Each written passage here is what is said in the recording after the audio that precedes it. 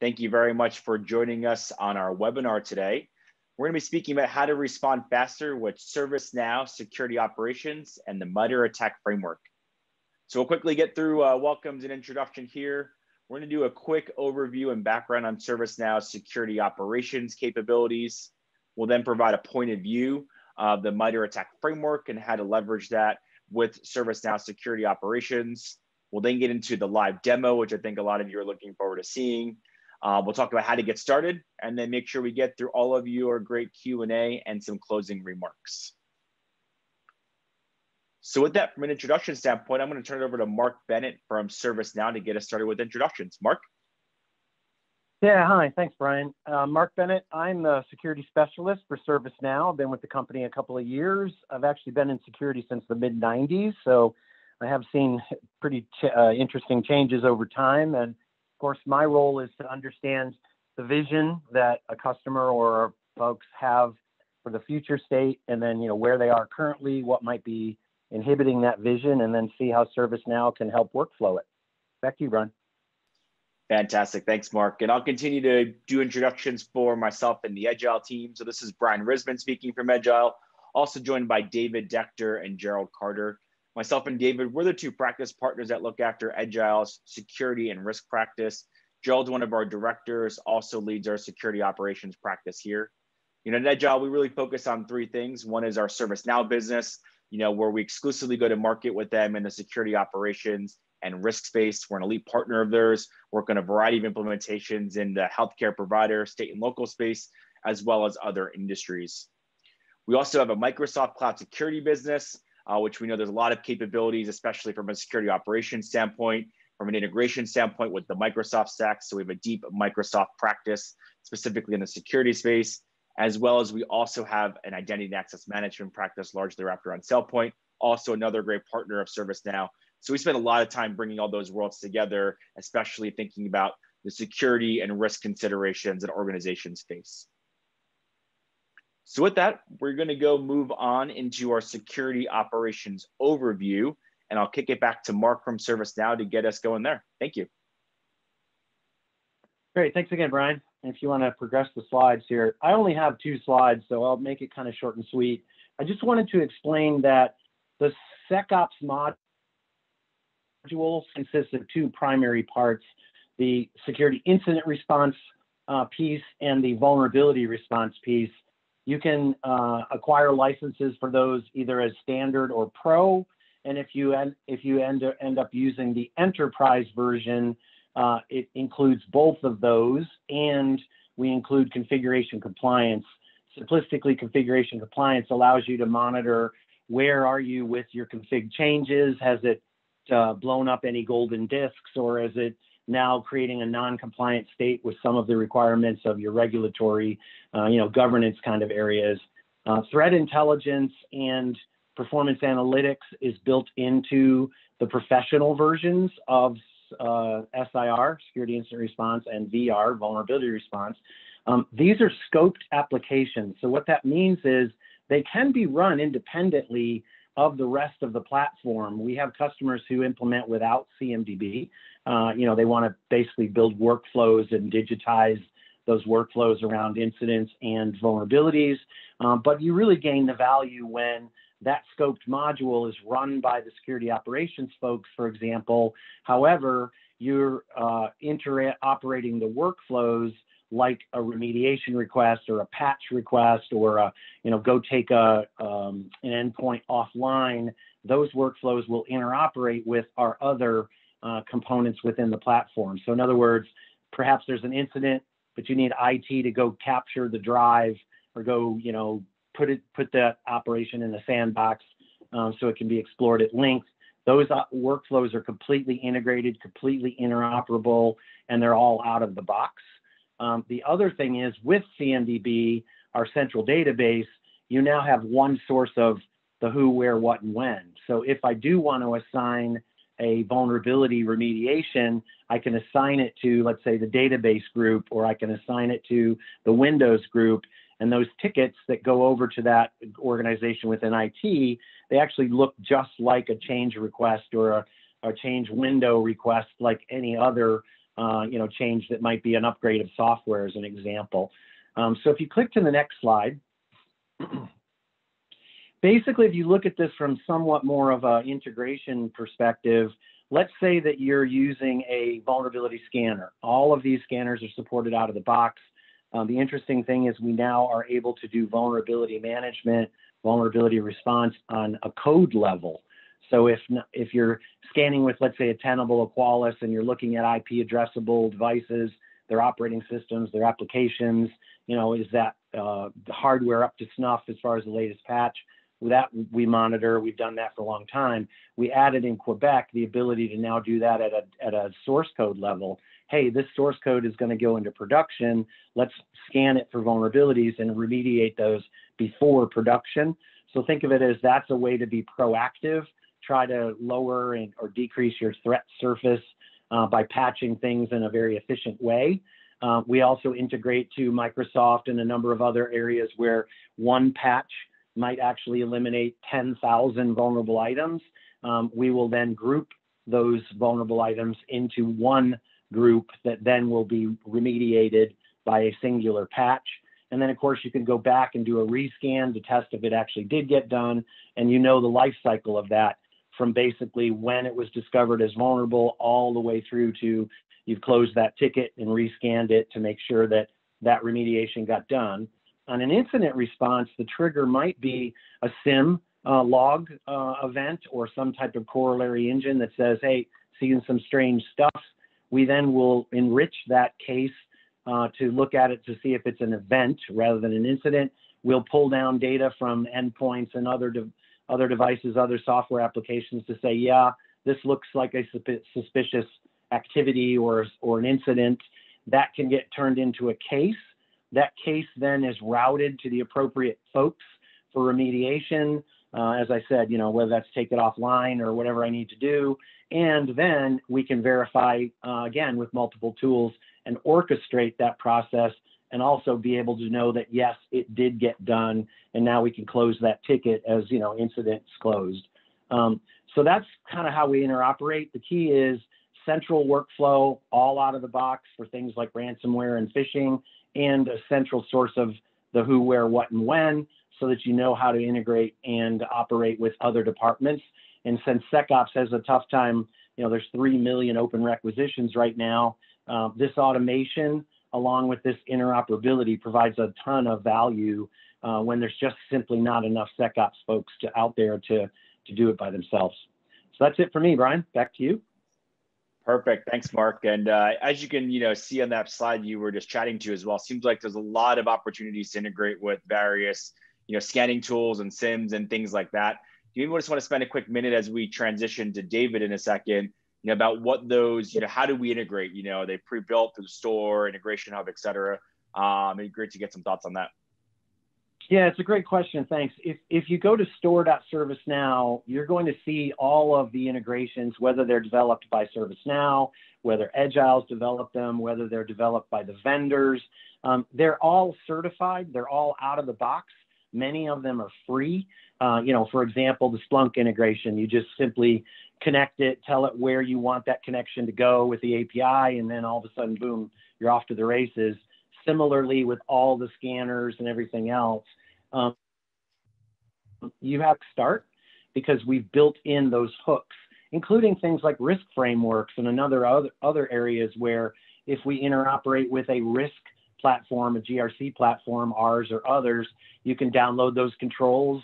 You can define which controls you want to implement, and now you've got the ability to gain a very robust system. And I've had customers in under 90 days go from a completely manual environment to a 50% automated, 65% automated environment by simply using a lot of those out-of-the-box store applications.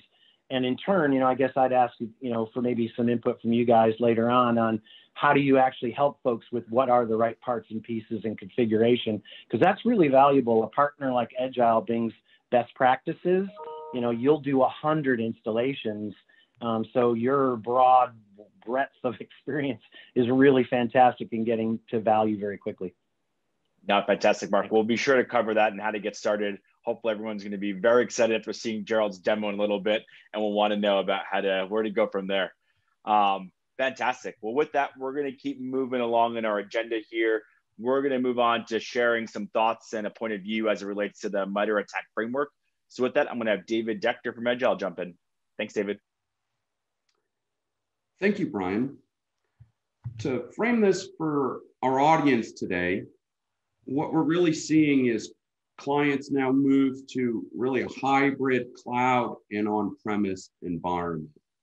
And so while there's solutions that are still, let's say, legacy, supporting operations on-premise, there's a number of critical applications that are moving to the cloud. And with this diffused estate, our clients recognize that they need a command and control with consistent playbooks.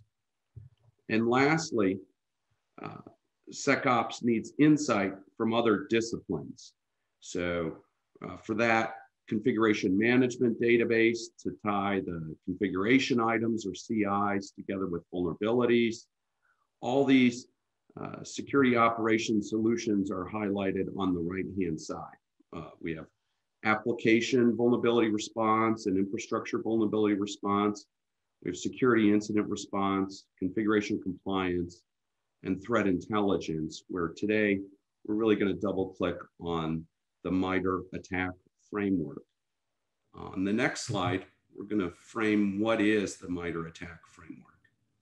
And so MITRE evaluations use their attack framework to simulate attack scenarios. These simulations are for those scenarios that security vendors must then detect in a timely fashion, providing both management and the SOC teams with insights into the capabilities of security products to defend against known cyber attack techniques, their adversaries, if you will. So we see our clients then use these visibility points across their IT estate to not only review their detection coverage and refresh their security response strategies to improve the overall security posture, but also to provide management a clear picture of the organization's strengths and weaknesses from an adversary's perspective, ultimately giving insight into the client's ability to counteract these vulnerabilities. On the next slide, excuse me, what you're seeing here is the MITRE ATT&CK Framework that's been modeled in the ServiceNow Security Operations solution. So let me orient you around the different columns and color codes. At the very top, we have 15 different columns. These represent the tactics that are used to group the techniques used by adversaries against an organization. The color codes, on the other hand, represent how well prepared the organization believes that they're able to counteract these techniques. And those range from blue, which is excellent, all the way to red, which is non-existent. We're going to highlight a little bit more of the details here on the next slide. And specifically in this view, we're highlighting in the middle there, those two blue boxes. We're highlighting scheduled task job countermeasures.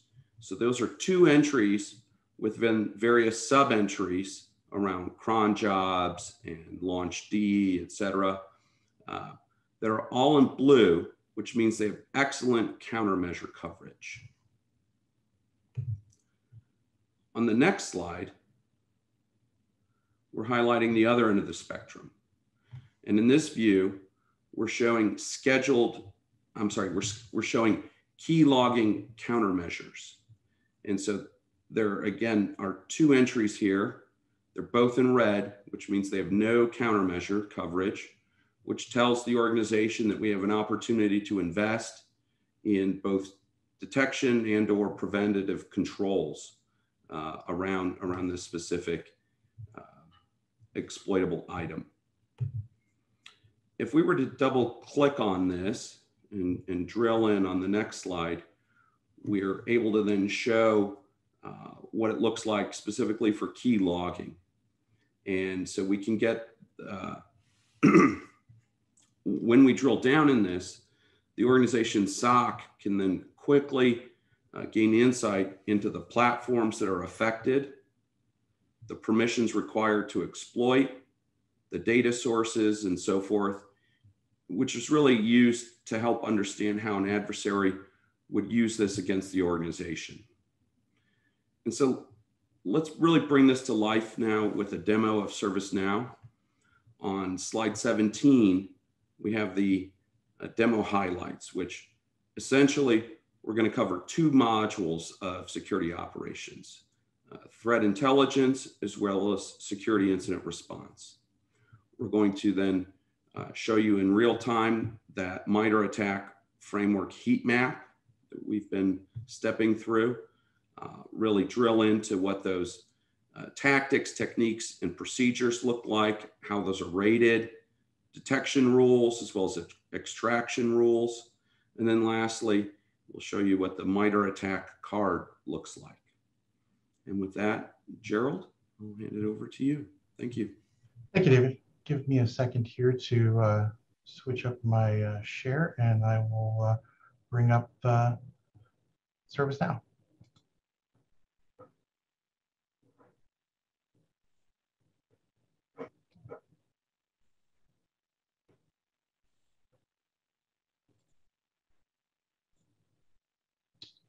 All right, can I get a confirmation that everyone can see my screen here? You're good, Gerald. Fantastic. Okay, so what we're looking at here is the initial view of the MITRE ATT&CK heat map and navigator. We're specifically looking at the enterprise attack matrix. The other matrices are also available if you're interested in those. And that information, all of the associated techniques, tactics, and patterns, and the supporting information for those TTPs are brought into ServiceNow through a taxi integration directly with MITRE. So what we're looking at here, as David mentioned earlier, is we've got our techniques, tactics, and patterns all kind of grouped together in the organizational structure that MITRE has provided to us from the matrix. We have a fantastic filter capability over here on the right-hand side that allows us to then further refine our view of the TTPs here. So we can filter down to the TTPs that a specific adversary group would be potentially using against us. Applying the filter here, you can quickly see that our view is going to change, and it's going to sub-select things relevant to that specific adversary group. Removing that filter, getting us back to our original view. We also have the same filtering capabilities by tools, associated malware, platforms that are associated with these TTPs, and their data sources. Additionally, through the advanced filters, we can then start bringing more information onto the view. We can bring in our technique IDs. We can see the number of security incidents that are associated with these TTPs.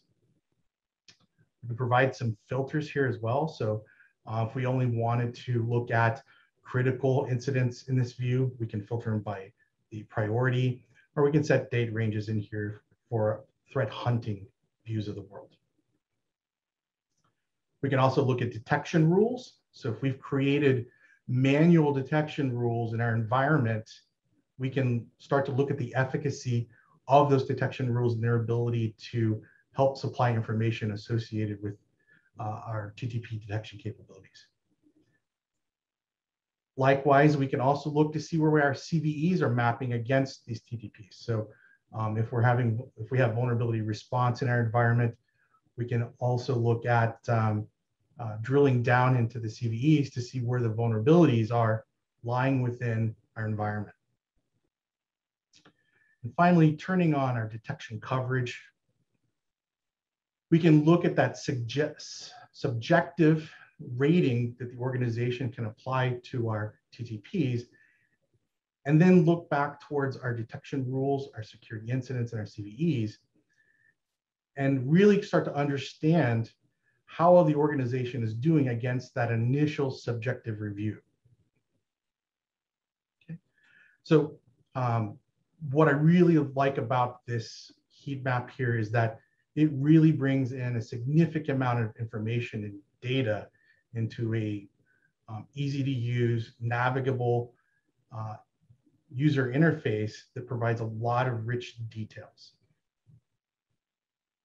This is all great, but now we need to figure out how we start populating this view, right? Because this information has to come from somewhere. The first place we'll stop on our journey here is what David talked about when we were looking at a coverage mappings. So in our navigation here on the right-hand side under threat intelligence, MITRE ATT&CK administration, our technique coverage mapping here, we have all of our techniques in a grid here, and we're able to come in and apply that subjective rating here for all of these techniques. That's probably a hard thing for your stakeholders to determine just by looking at an ID or data or a technique here. So, if I was to ask a stakeholder, what do you think our technique coverage is for data obfuscation? We need more information to make that determination. So that's when we would go back to the attack pattern, as David was showing us earlier, where we can look at this pattern to determine, do we have the platforms in our environment? Is this even applicable to us? Data sources, where does MITRE think that we could grab information to be able to determine this SSH detection capability would be coming from? What system requirements are required? When we're having the conversation with our stakeholders, we're really looking at all of these factors, including a description here and how they would potentially detect it. So we can talk to our IT teams, our audit teams to see, is this information even available? If it is available, do we have the tools in place to do that? We can further look into this information to understand the associated tools, malware associated with this pattern, our external references. So if we need to go out and look up more information and get details so that we can make that decision. From a mitigation standpoint, what courses of actions are available to us from a control perspective to put in place if we don't have the detection capabilities there. An initial view of the adversary groups that are associated with this as well. And finally, our initial tactic.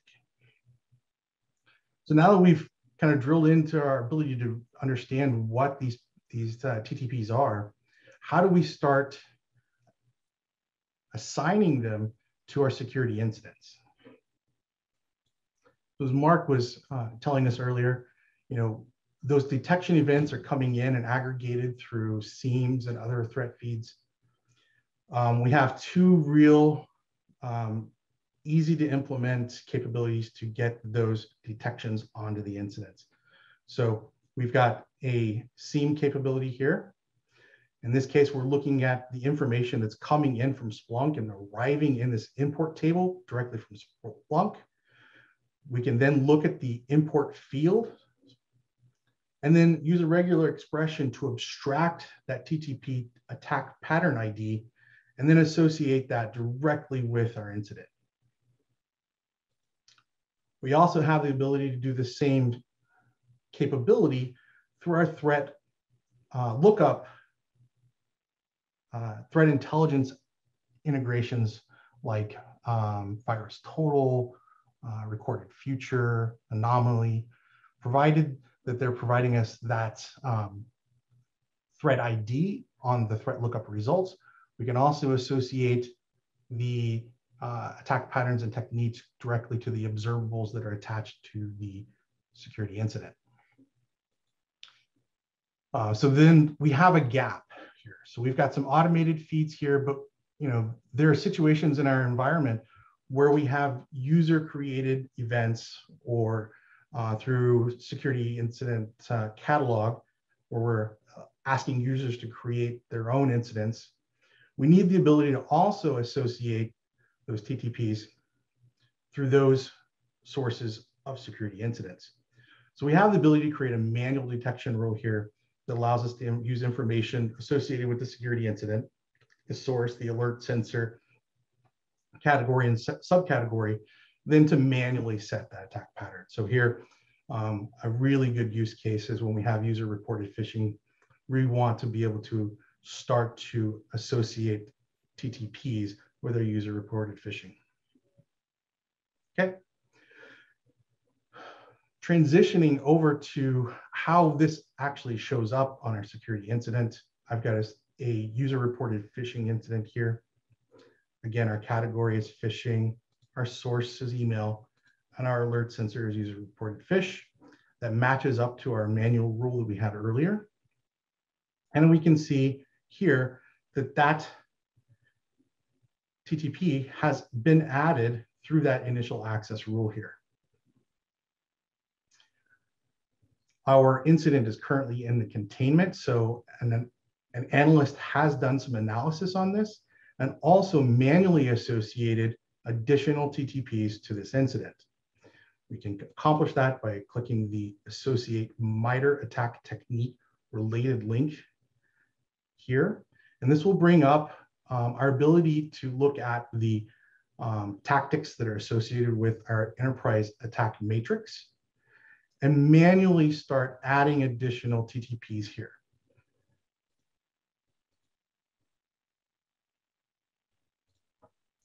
As an example, maybe this one has malware associated with it as well. So when I save that, screen will refresh here and add that TTP back to my MITRE attack card.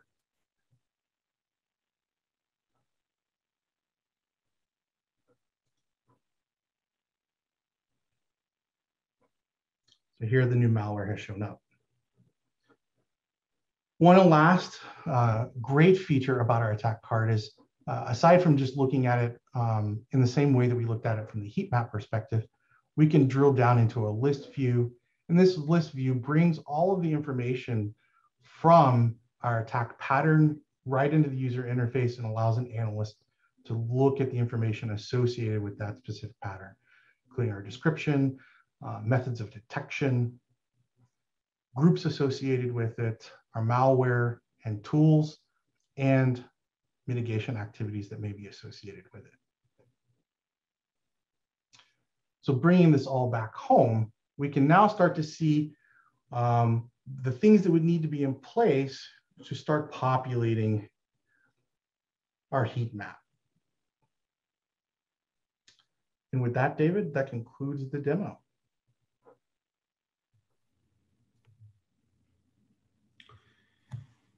Thank you for bringing this all to life, Gerald. Perfect. Well, with that, Gerald and David, I think we're going to probably want to talk about now, how do we get started here? So if you would kindly pull the deck back up. 1 second. Thank you. And I also know we have some questions coming in as well. So we'll have David quickly talk specifically about how to get started from a MITRE ATT&CK standpoint. We'll then go talk more broadly about that and make sure we get to the Q&A. So if you kindly advance the slide. Perfect. Yes, Brian, this is Mark. Just a quick question. I would like to make sure we touch on kind of how do you guys, I think you have quick starts that help get folks to value very quickly. And how do you touch on figuring out which one of those different, out of the box integrations that are required, or, any advice you could give around the MITRE ATT&CK framework and how do you best utilize it? Because we have folks that are, kind of struggling with where do they get the best value and how do they implement the right things to get that value quickly. That's right. Yep, perfect. So I'll cover that piece first, and then we'll kind of transition that to the MITRE piece. So, a lot of times people are starting and saying, we want to begin our, security operations journey enabled by ServiceNow. How do we get up and running? What we've been able to do here at Edgile is package up a series of quick starts. We had those for both infrastructure and application vulnerability. We had those for security incident response, threat intelligence, configuration compliance, and we packaged up really, implementation packages, think 6, 8, 12 weeks, depending on kind of complexity of your organization and your ability to consume and make decisions, where we have everything from a decision tracker. These are all the decisions that need to be made in order to get up and running with, one of those modules or capabilities. Here is a template of a requirements document with business, functional, and technical requirements, with corresponding user acceptance test plans. One of the things we like to make sure that we understand as we go through that process, especially from a requirement standpoint, or what are the reports, and dashboards and information that you're looking to leverage and have in addition to what's made available out of the box. We capture those requirements up front. We then go through a build process where we preview those builds early with you, go through the user acceptance test plan until it's defect-free, provide multiple levels of training for different stakeholder audiences, think maybe an end user audience, as well as a management audience, and then support going live. So we have these nice tight packages that really help lay the foundations, if you will, for getting folks up and running with the various security operations modules. And then from a MITRE ATT&CK Framework standpoint, there's a few kind of thoughts here that I think is perfect for maybe David to talk about getting started from that perspective. Thank you, Brian. So as it relates to the MITRE ATT&CK Framework, the first thing we really do when engaging with our clients on this topic is to establish their baseline. So we would suggest bringing multiple stakeholder teams to the table to work through the TTP, the tactics, techniques, and procedures, if you will, and work through those ratings. From there, we then really look to assess those results bottom up from the details up. So we're talking the cron, the launch D ratings, so on and so forth as it rolls up into as it rolls up, and then really performing that manual roll up. So on the next slide, we then highlight how to mature this, and so we mature this capability now that the solution is stood up. We can work to really dial it in and calibrate the detection rules. 3 example tweaks would be the SIM alert profile mapping, the manual email ingestion, and threat intel orchestration. From there, we then would recommend a pilot. We would tune it based on the pilot results, and then operationalize the solution in the organization's various processes. With that, I'm going to turn it over to Brian to help wrap it up and address. Yeah, we got a few questions here, guys. I want to make sure we get to as well, since we have a few minutes. One of them, maybe for Gerald or David, one of the questions that did come in that I want to address is around updating the MITRE ATT&CK Framework. Really, how often is that something that you should be doing, and aligning that to the organization's posture? So Gerald or David, any thoughts on that? Yeah, that's a great question, Brian. So MITRE does, update their attack framework annually. So minimally, you would want to review these annually to see if there are any TTPs that have been added to the framework, as well as either deprecated or retired.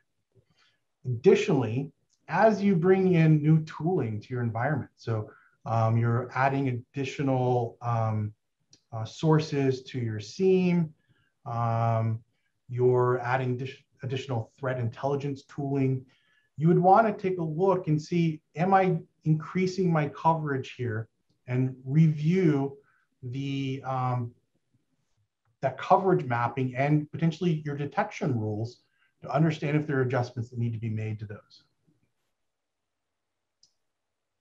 Perfect. And I think in a similar light, Gerald, we talked about some of these ratings and having some workshops and sessions, to go through that. Who should be participating in those sessions? Yeah, as we pointed on that slide, you don't want to have your security operations team be the sole basis for that subjective rating. You want to include people who have other viewpoints of the environment, or teams like your audit team. They have a detailed view of how you're doing from a control standpoint, right? And you also want to include your IT stakeholders. Maybe they have information available to them that they're able to provide to increase your visibility or increase the number of signals that are coming into your SIEM to provide additional coverage. They may have implemented controls or mitigating controls in place that may require you not to have that specific detection coverage necessary as well. So having a lot of stakeholders in that conversation can provide the organization a much better overall view of that detection coverage mapping. Makes sense. Also, one of the questions we have as well, and we're often asked this, often, is that, we're hearing a lot about application vulnerability response. And, oftentimes people are starting with it from an infrastructure perspective. Is this all the same? Can the same rules be applied? We understand there could be different integrations. Do you want to spend a few minutes about where things are going from an application vulnerability standpoint? Yeah, that is a great question. As you pointed out, we are starting to see an uptick in organizations look at the application vulnerability space. As ServiceNow's bringing on their scanner capabilities, it's really increasing that visibility. So there is a differentiation between the vulnerabilities that are brought in from a traditional infrastructure scanner that's typically focusing on a CVE view of the world. When we talk about application scanners, those are focusing on CWE, common weakness enumerations that can or cannot, may or may not be tied back to a CVE. So we need the ability from a vulnerability standpoint to kind of segregate those two worlds. Although the solution does live within the vulnerability application itself, the world is segregated there. Our stakeholders are different from a remediation standpoint as well, and our timelines for remediating application vulnerabilities are also different. So that leads us to the need to segregate our remediation timelines from an SLA as well. And our assignment or remediation teams, we need different rules there to make those assignments as well. So smartly, ServiceNow has segregated those two capabilities within vulnerability response, but it is what I would almost suggest is a separate installation of capabilities and a configuration. Makes sense. That's perfect, Gerald.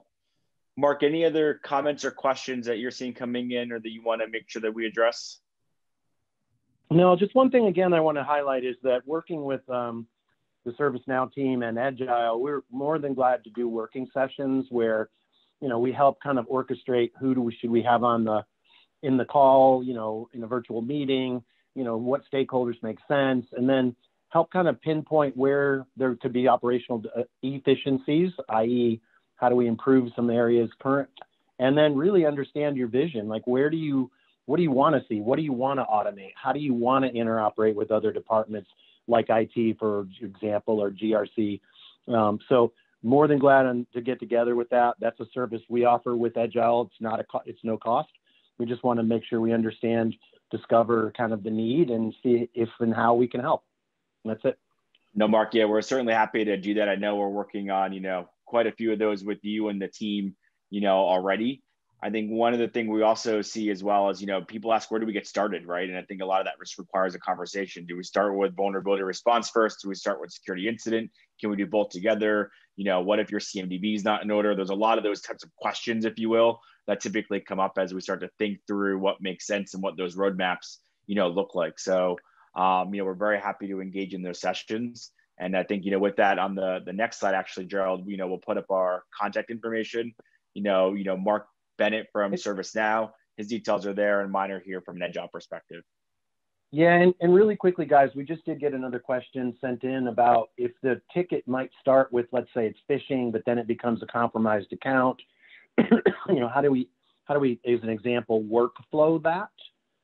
What I would say is it doesn't have to create multiple other tickets. It can be one case that you're now managing, and as you've determined and investigated that this is more than just a phishing that someone didn't click and you find out they did and now they're compromised, it can still be within one incident, if you will, and that incident can then be assigned or escalated to appropriate parties as needed.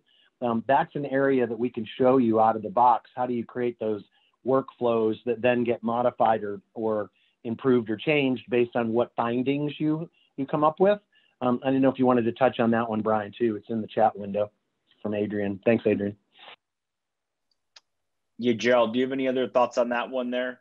Yeah, I think Mark's on the right path. Perfect. Essentially you have a playbook that you're going to initiate on that phishing, initiation of that phishing incident. And you'll have decision points along the path of that playbook that, ask the question, was the account compromised? And if the answer to that review is yes, then you can initiate additional steps within that playbook to look at potential additional containment activities or eradication activities that need to occur.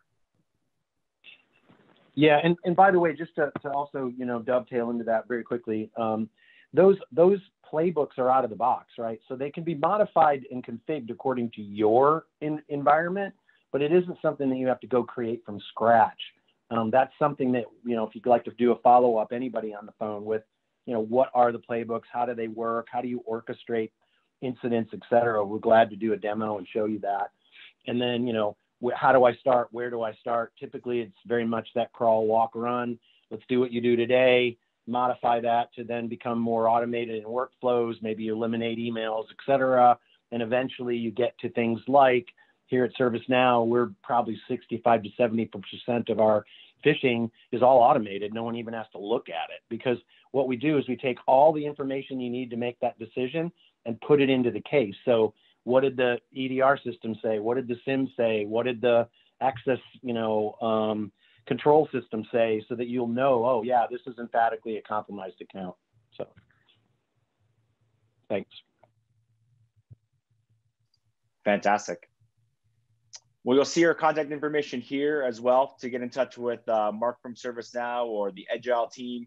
We also have, great resources on our website that include, additional, recordings and videos and one-sheeters and things like that. We very much appreciate the dialogue and the questions and everyone's time today. But please certainly feel free to reach out with additional questions. And we would look forward to taking us on the opportunity to do a working session with you to understand a bit more about your program and how you can get started. With that, thanks very much, everyone, and we'll speak to you all soon. Thank you.